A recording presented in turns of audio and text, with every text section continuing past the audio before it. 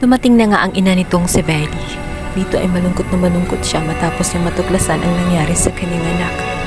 Sinabi at pinangako niya sa kanyang anak na gagawin ng lahat, malaman lamang kung sino talaga ang may salarin sa kanyang pagkaaksidente. Samantala, dumating naman din itong si Leon at itong si Christy kasama nga itong si Tori at magugulat sila sa loob ng ospital dahil tela may kakaibang pakiramdam nila ay may nakapasok na ibang tao.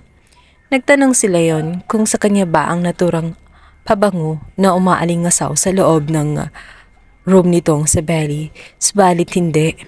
Maya-maya pa nga ay makita nila ang napakagandang bulaklak na tela mamahalin at ito'y mga pulang rosas. Nagtaka sila kung kanino galing.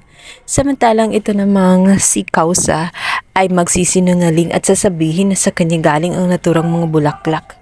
Nagtaka na ngayon itong si Leon sapagkat sa pagkakaalam niya si Kausa ay hindi bumibili ng mga bulaklak. Mga pagkain lamang ang tanging binibigay niya. Ang hindi alam ng lahat ay nakausap na nga ni Kausa itong si Tigre matapos niyang maabutan sa loob ng room nitong si Belly. Nagulat siya. Ang na-expect niya kasi ay patay na itong si Tigre at marami siyang mga tanong. Subalit pinili nga nitong si Tigre na wag na siyang tawaging Tigre at tawagin na lang sa tunay niyang pangalan dahil sabi niya ay matagal nang pinatay at inalis niya sa kanyang buhay ang dating Tigre. Ang maiging niyang itawag ngayon ay Hana na sapagkat nang iba na ang kanyang buhay ngayon. Isa na siyang napakayaman. Ngayon ay isa na nga siyang magiging CEO na isang hotel na pinagtatrabuhoan din ni Leslie at nitong si Jordan. Dito na nga kaya din makikilala ni Hana ang tunay na salarin ng kanyang anak at makakatulong rin kaya siya na makalaya itong si Jeff at mailantad ang mga pinagagawa nga nitong si Shira. At nang sa ganun ay tuluyin itong malagay sa dapat niyang kalagyan. Hindi nakinig itong si Tigre or Hana sa payo nga ni Kausa na wag na munang lumapit dito sa kanyang anak na si Belly. Umiwas na muna. Ayaw din kasi niya na malaman nga nila yon na buhay pa itong si Tigre dahil baka magkagulo lang lalo. Lalo't naisipan na nga nila yon na magpakasalda kay Christy. Baka nga hadlang pa ito.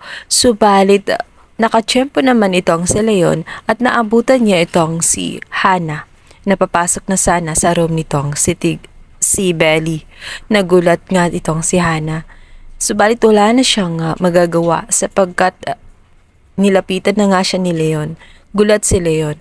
Marami siyang gustong itanong dito kay Hana kung paano siya nakaligtas mula sa sagapaan ng magkabilang kampo at sino ang tumulong sa kanya upang makabangon muli. Mababawi pa kaya ni Hana ang kanyang dating asawa at ang kanyang anak na si Belly. Gayong itong si Leon ay nagpaplano na nga na lumagay sa tahimik dahil sa pag-aakalang wala na nga itong si Hana na ina nga nitong si Belly. Yan ang ating pakaabangan sa lalong umiinit at tagpo na asawa ng asawa ko.